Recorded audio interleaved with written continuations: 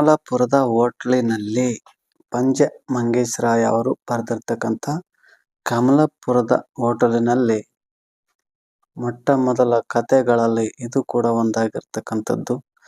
ಪಂಜೆ ಮಂಗೇಶರಾಯ ಅವರ ಕಮಲಾಪುರದ ಹೋಟ್ಲಿನಲ್ಲಿ. ಕಮಲಾಪುರದ ಬಂದರ್ ಸ್ಥಳವು ವಸಂತ ಋತುವಿನ ಸಂಧ್ಯಾತಾಪದಿಂದ ಸುಖ ಹೊಂದುತ್ತಲಿತ್ತು. ವೀರಪುರದಿಂದ ಬಂದು ದಂಡೆಯಲ್ಲಿ ನಿಂತಿದ್ದ ಒಂದೆರಡು ದೋಣಿಗಳು ನೀರಿನ ಸಣ್ಣ ಅಲೆಗಳ ಮೇಲೆ ಕುಣಿಯುತ್ತಲಿದ್ದವು. ದೋಣಿಗಾರನು ಈಳಿಗೆಯನ್ನು ಕಾಲಿಂದ ಒತ್ತಿ ಹಿಡಿದು ಕೈಯಲ್ಲಿದ್ದ ಮೀನನ್ನು ತರಿದು ಬಳಿಯ ನೀರು ತುಂಬಿದ ಮಣ್ಣಿನ ಪಾತ್ರೆಗೆ ಒಟ್ಟುತ್ತಿದ್ದನು.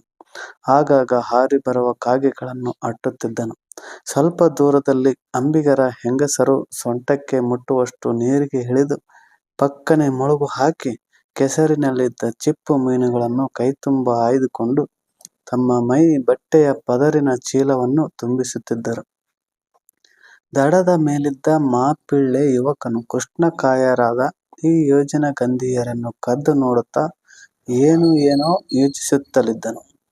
ಎಲ್ಲಿ ನೋಡಿದರೂ ಜನಗಳ ಗಲಭೆ, ಬಂಡಿಗಳ ಚೀತ್ಕಾರ, ಹೊರೆಯಾಳುಗಳ ಕಲರವ. ಈ ಕಡೆಯಲ್ಲಿ ಕಟ್ಟದಿಂದ ಇಳಿದ ಕಾಫಿಯ ಮೂಟೆಗಳನ್ನು ಸಮುದ್ರದಲ್ಲಿನ ಹಡಗುಗಳಿಗೆ ಸಾಗಿಸುತ್ತಿರುವವರು. ಇದೋ ಇಲ್ಲಿ ರಾಶಿ ಹಾಕಿದ ಅಕ್ಕಿ ಹೊರೆಗಳನ್ನು ಎಣಿಸಿ ವರ್ತಕನು ಆಳುಗಳನ್ನು ಕೂಗಿ ಕರೆಯುತ್ತಿರುವನು. ಅಲ್ಲಿ ಬಾಂಬೆಯಿಂದ ಬಂದ ಜೀನಸುಗಳನ್ನು ದಡದ ಮೇಲೆ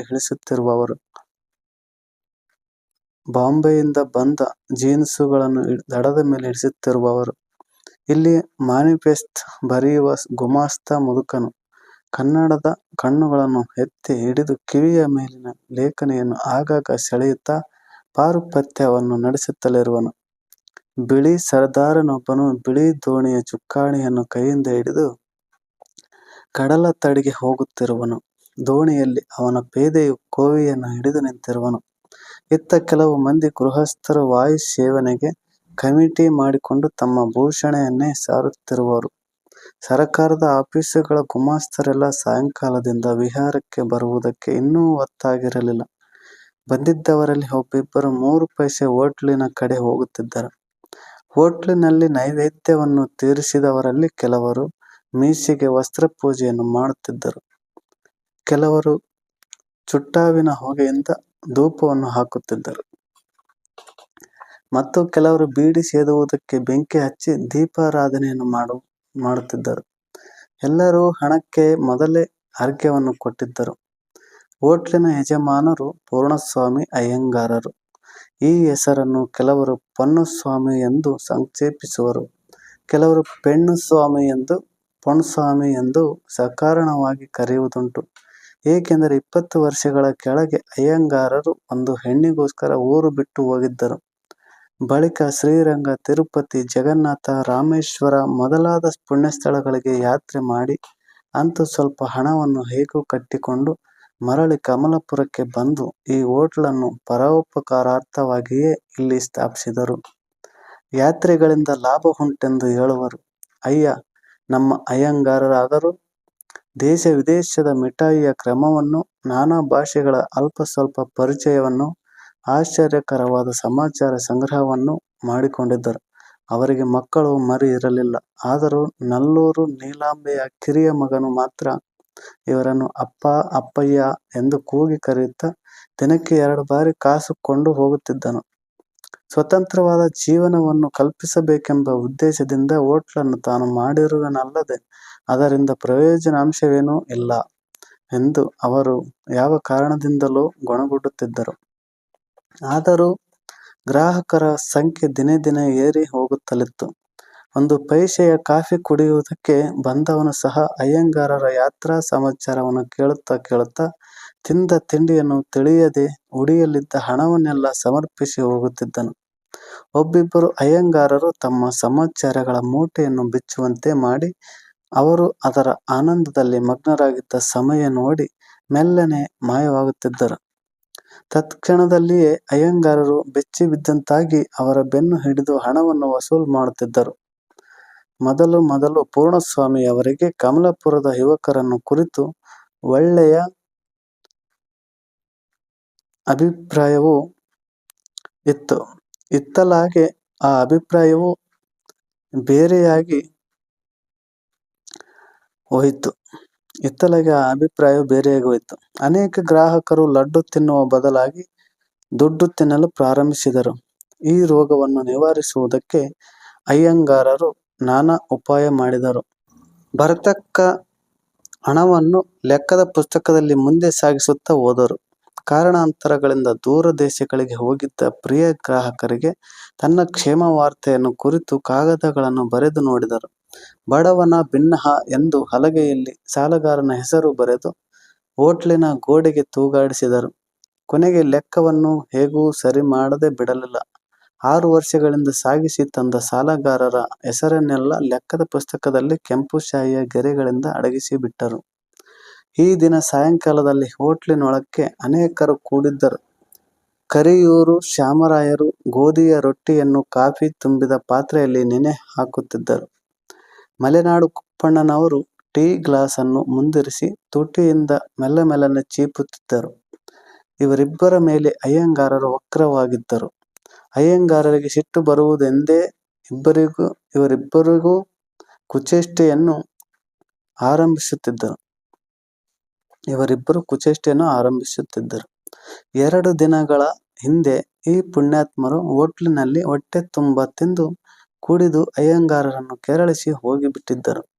ಅಯ್ಯಂಗಾರರು ಸ್ವಂತ ಅನುಭವವನ್ನು ಕುರಿತು ಕೆಲವು ಮಾತುಗಳನ್ನು ಬಂದವರೊಡನೆ ಮನೋರಂಜನೆಗಾಗಿ ಹೇಳುತ್ತಿದ್ದಾಗ ಅಯ್ಯಂಗಾರರು ಹೇಳುವುದೆಲ್ಲ ಸುಳ್ಳೆಂದು, ಗ್ರಾಹಕರು ತನ್ನೊಡನೆ ತಿಳಿದು ತಿಳಿಯದೆ ಹೆಚ್ಚು ವ್ಯಾಪಾರ ಮಾಡುವುದಕ್ಕೋಸ್ಕರ ಅತಿಶಯೋಕ್ತಿಯನ್ನು ಹೇಳುವ ಉಪಾಯ ಮಾಡಿರುವರೆಂದು ಈ ಮುಟ್ಟಾಳರು ಜಗಳವಾಡಿದರು. ಅಯ್ಯಂಗಾರರು ತಾನೆಂದ ಸಮಾಚಾರ ಸುದ್ದಿಯೆಲ್ಲ ಸುಳ್ಳಲ್ಲವೆಂದು ಆ ಅಧಮರಿಗೆ ಮನಗಾಣಿಸುವ ಉಪಾಯವನ್ನು ನಿಶ್ಚಯಿಸಿದರು. ಈ ದಿನ ಕುಪ್ಪಣ್ಣನವರು ಕಲಹಕ್ಕೆ ನಾಂದಿಯಾಗಿ, ರಾಯರೇ, ಅಯ್ಯಂಗಾರರು ರಾಮೇಶ್ವರ ಸಮುದ್ರವನ್ನು ಈಸಿ ಹೋದ ಸಂಗತಿಯನ್ನು ಬಲ್ರೇ ಎಂದು ಕೇಳಿದರು. ಪೂರ್ಣಸ್ವಾಮಿ ಅಯ್ಯಂಗಾರರು ಎಂದಿನಂತೆ ಹುಬ್ಬುಗಂಟಿಕ್ಕದೆ ಮನಸ್ಸಿನೊಳಗೆ ಆನಂದದಿಂದ ಉಕ್ಕುತ್ತಲಿದ್ದರು. ಶ್ಯಾಮರಾಯ: ಅಂದು ನಿಮ್ಮೊಡನೆ ಯಾರಿದ್ದರು ಅಯ್ಯಂಗಾರ್ರೆ ಎಂದು ಕೇಳಿದರು. ಈ ಆಪತ್ತಿನಿಂದಲೂ ನಿಮ್ಮನ್ನು ಪಾರು ಮಾಡಿಸಿದವರು ಆ ಗುಂಡಾಚಾರ್ರೇ. ಕುಪ್ಪಣ್ಣ ಹೇಳ್ತಾನೆ, ಹಾಗಾಗಿರಬೇಕು. ಇಲ್ಲವಾದರೆ ನಮ್ಮ ಅಯ್ಯಂಗಾರರು ಅಂಡಮಾನ್ ದ್ವೀಪಗಳಿಗೆ ಹೋಗುತ್ತಿದ್ದರೋ ಏನೋ. ಅಯ್ಯಂಗಾರರು ಮೌನ ವ್ರತವನ್ನು ಅವಲಂಬಿಸಿದ್ದುದನ್ನು ನೋಡಿ ಶ್ಯಾಮರಾಯರು, ನಿಮ್ಮ ಗುಂಡಾಚಾರ್ಯರು ಈಗ ತಾನೇ ಎಲ್ಲಿರುವರು ಎಂದು ಕೇಳಿದರು. ಇಷ್ಟರಲ್ಲಿ ಯಾರೋ ಒಬ್ಬರು ಹೋಟ್ಲಿನ ಒಳಕ್ಕೆ ಕಾಲಿಟ್ಟರು. ಅಯ್ಯಂಗಾರರು ಕಾರ್ಯಾಂತರದಿಂದ ಒಳಕ್ಕೆ ಹೋಗಿದ್ದರಿಂದಲೂ ಉಳಿದವರ ಪರಿಚಯವು ವ್ಯಕ್ತಿಗೆ ಇಲ್ಲದಿದ್ದುದರಿಂದಲೂ ಬಂದವನು 1 ನಿಮಿಷ ಅಲ್ಲಿಯೇ ನಿಂತುಬಿಟ್ಟನು. ಅಯ್ಯಂಗಾರರು ಹೊರಕ್ಕೆ ಬರುತ್ತಲೇ ವ್ಯಕ್ತಿಯನ್ನು ನೋಡಿ ಉಬ್ಬಿದರು. ಬಂದವನು ಪ್ರತಿಯಾಗಿ ನಗುವನ್ನು ತೋರಿಸುತ್ತಾ, ಏನು ಅಯ್ಯಂಗಾರ್ರೆ, ಕ್ಷೇಮವೇ ಎಂದು ಕೇಳಿದನು. ಅಯ್ಯಂಗಾರರು ಬಂದವನನ್ನು ಯಥೋಚಿತವಾಗಿ ಮನ್ನಿಸಿ, ಎಂದು ಬಂದ್ರಿ ಗುಂಡಾಚಾರ್ಯರೇ ಎಂದು ಕೇಳಿದರು. ಉಳಿದವರು ಸ್ತಬ್ಧರಾಗಿ ಬಂದವನನ್ನು ಕಣ್ಣಿಟ್ಟು ನೋಡುತ್ತಾ ಕುಳಿತರು. ವ್ಯಕ್ತಿಯು, ಅಯ್ಯಂಗಾರರೇ, ಏನು ಹೇಳಲಿ ನಿಮ್ಮನ್ನು 10 ವರ್ಷಗಳಿಂದ ನಾವು ಹುಡುಕುತ್ತಿದ್ದೇವೆ. ಇವತ್ತು ನಿಮ್ಮ ದರ್ಶನವಾಯಿತು ಎಂದು ಹೇಳಿ ದಣವನ್ನು ಹಾರಿಸುತ್ತಿದ್ದನು.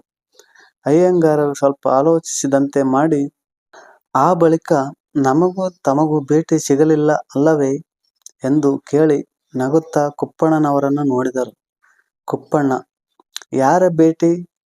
ಅಯ್ಯಂಗಾರರು ಅಲಕ್ಷ್ಯದಿಂದ, ನಮಗೂ ತಮಗೂ ಆಮೇಲೆ ದರ್ಶನವಾಗಲಿಲ್ಲ. ನಾನು ರಾಮೇಶ್ವರ ಸಮುದ್ರ ದಾಟಿ ಮುಳುಗಿದ ಹಡಗನ್ನು ಬೆನ್ನು ಕೊಟ್ಟು ತೇಲಿಸಿ ಕುಮಾರಿಯ ಭೂಶಿರವನ್ನು ಮುಟ್ಟಿದ ಮೇಲೆ ತಮ್ಮನ್ನು ನೋಡಲಿಲ್ಲ, ನಿಜ ಎಂದು ಹೇಳಿ ಶ್ಯಾಮರಾಯರ ಮೋರೆಯನ್ನೇ ದೃಷ್ಟಿಸಿದರು. ವ್ಯಕ್ತಿಯು, ಸರಿ ಸರಿ, ಆ ದಿನಗಳೆಲ್ಲ ಹೋಯ್ತು. ಈಗ ನಮ್ಮ ಮಾತುಗಳನ್ನು ಕೂಡ ನಂಬುವವರು ಯಾರೂ ಇಲ್ಲ ಎಂದು ಹೇಳಿ ತನ್ನನ್ನೇ ನೋಡುತ್ತಿದ್ದ ಕುಪ್ಪಣ್ಣನವರನ್ನು ಕುರಿತು ಅಯ್ಯಂಗಾರರೊಡನೆ ಇವರು ಯಾರು ಎಂದು ಕೇಳಿದನು.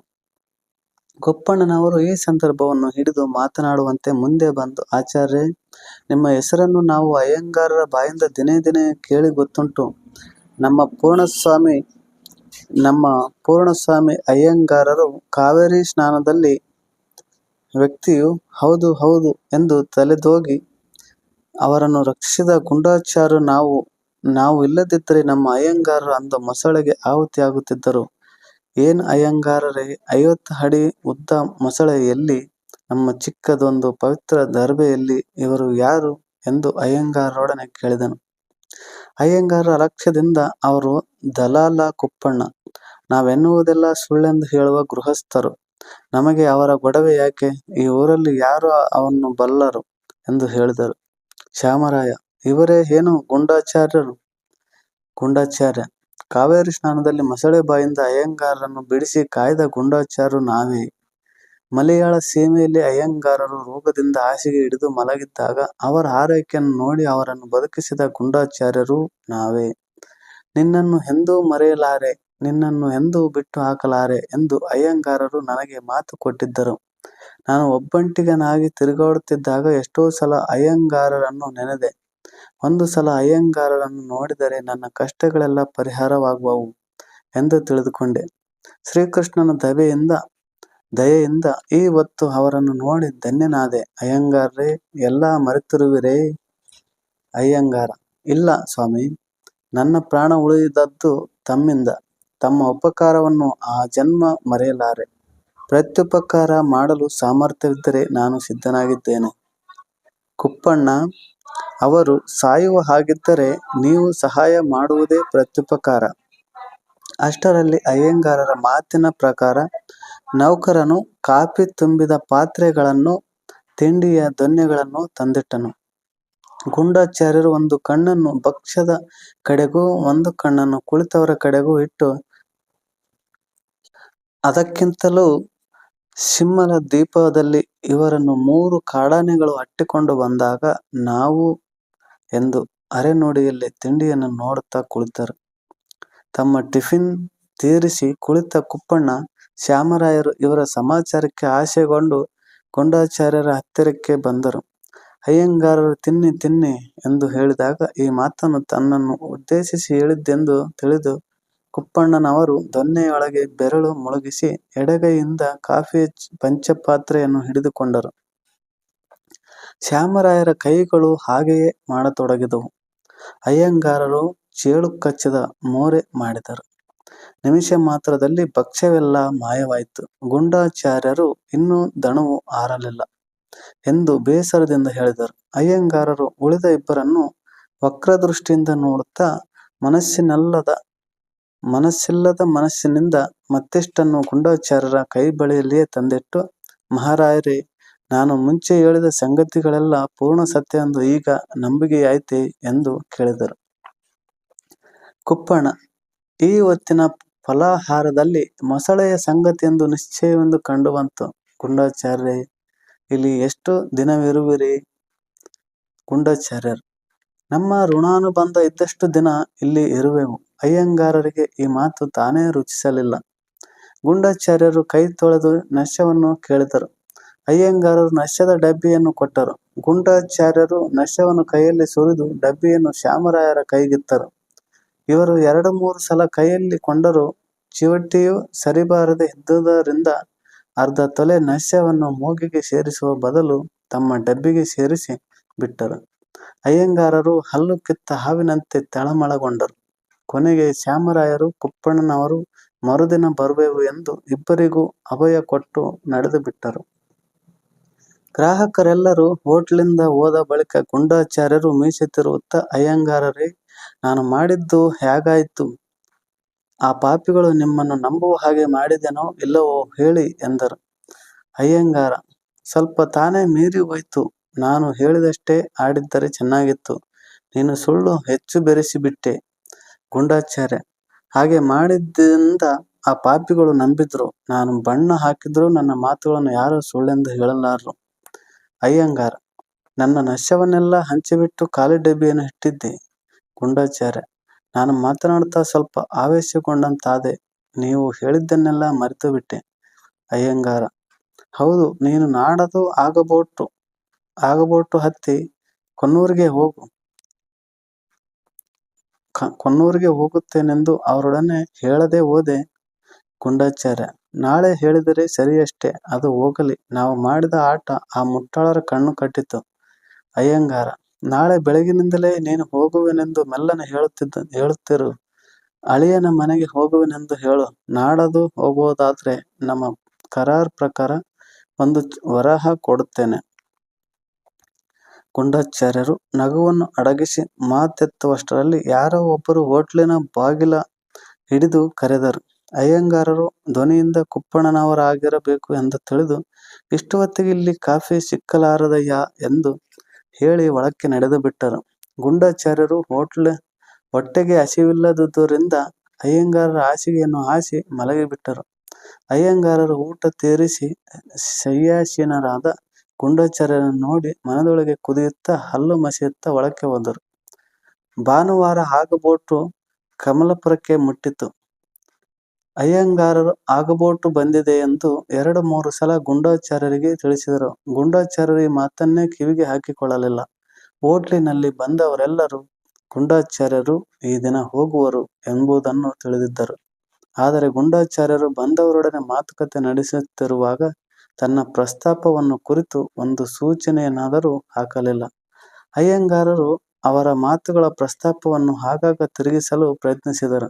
ಆದರೆ ಅಯ್ಯಂಗಾರರು ಹೊನ್ನೂರ ರಥೋತ್ಸವವನ್ನು ಪ್ರಸ್ತಾಪಿಸಿ ಹುಬ್ಬುಗಳನ್ನು ಮೀಟುವಾಗ ಗುಂಡಾಚಾರ್ಯರು ಪ್ಲೇಗ್ ಔಷಧವನ್ನು ಕುರಿತು ಮಾತನಾಡುತ್ತಿದ್ದರು.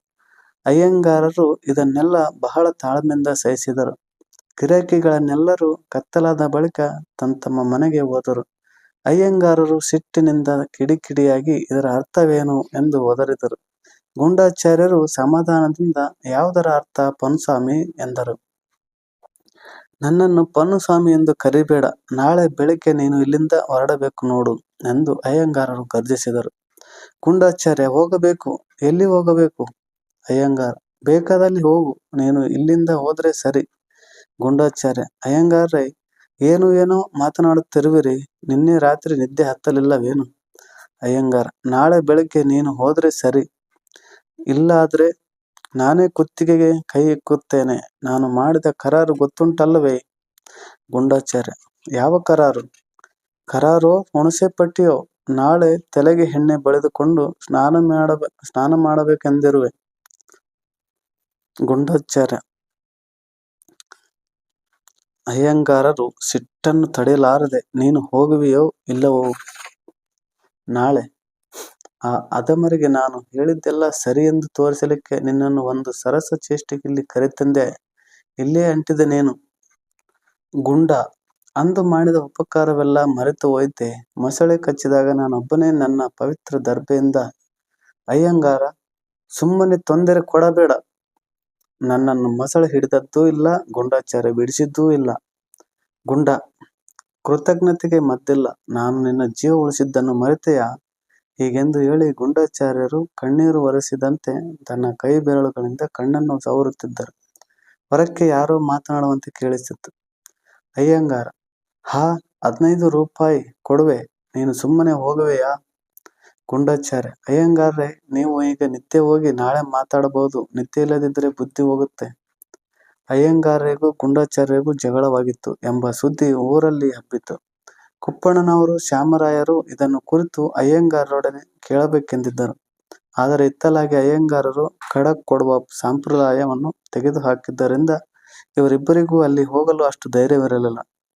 ರವಿವಾರ ದಿನದ ಆಗಬೋಟು ಹತ್ತಿ ಹೋಗದಿದ್ದರೆ ಗುಂಡಾಚಾರ್ಯರು ಇನ್ನೂ 3-4 ದಿನಗಳಲ್ಲಿ ತನ್ನ ಹೋಟ್ಲನ್ನು ಏರಿಬಿಡುವರೆಂದು ಹೆದರಿ ಅಯ್ಯಂಗಾರರು, ಹೆಲೋ ಗುಂಡಾ, ನೀನು ನಾಳೆ ಹೋದರೆ ಸರಿ, ಇಲ್ಲಾದ್ರೆ ನಾನೇ ಅವರಿಗೆಲ್ಲ ಬಾಯ್ಬಿಟ್ಟು ಹೇಳಿ ನಿನ್ನನ್ನು ಇಲ್ಲಿಂದ ದಬ್ಬಿಬಿಡುವೆ ಎಂದರು.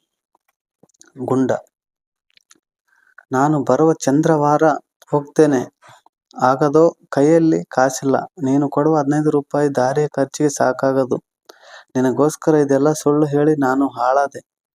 ಅಯ್ಯಂಗಾರ, ಇಕೋ, ನೀನು ಹೋದರೆ ಸರಿ ಎಂದು ಹೇಳಿ ಅವನ ಕೈಗೆ 16 ರೂಪಾಯಿ ಸುರಿದನು. ಸೋಮವಾರ 10 ಗಂಟೆಗೆ ಗುಂಡಾಚಾರ್ಯರು ಹೋಗುವರೆಂದು ಊರಲ್ಲಿ ಸುದ್ದಿ ಹಬ್ಬಲು ಕುಪ್ಪಣ್ಣನವರು ಮತ್ತು ಶ್ಯಾಮರಾಯರು ಹೋಟ್ಲಿಗೆ ಬಂದರು. ಗುಂಡಾಚಾರ್ಯರು ತೆರಳುವುದಕ್ಕೆ ಸಿದ್ಧರಾಗಿದ್ದರು. ಗುಂಡಾಚಾರ್ಯರು ಇವರನ್ನೆಲ್ಲ ನೋಡುತ್ತಲೇ, ನಾನು ಎಷ್ಟೋ ಊರು ನೋಡಿದೆ, ಎಷ್ಟೋ ಜನಗಳನ್ನು ನೋಡಿದೆ, ಆದರೆ ಇದಕ್ಕಿಂತ ಒಳ್ಳೆಯದನ್ನು, ನಿಮಗಿಂತಲೂ ಯೋಗ್ಯರನ್ನು ನಾನು ಎಲ್ಲಿಯೂ ನೋಡಿಲ್ಲ.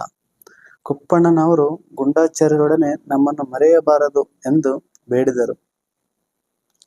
ಗುಂಡಾಚಾರ್ಯ, ಈ ವೃದ್ಧಾಪ್ಯದಲ್ಲಿ ನಾನು ದಿಕ್ಕಿಲ್ಲದೆ ಊರೂರು ಸುತ್ತುತ್ತಿರುವಾಗ ನಿಮ್ಮ ನೆನಪು ಎಂದೂ ಆಗದೆ ಇರಲಿಕ್ಕಿಲ್ಲ. ಹೊಟ್ಟೆಗೋಸ್ಕರ ನಾನು ಕಷ್ಟಪಡುವಾಗ ಈ ಹೋಟ್ಲಿನ ಜ್ಞಾಪಕವು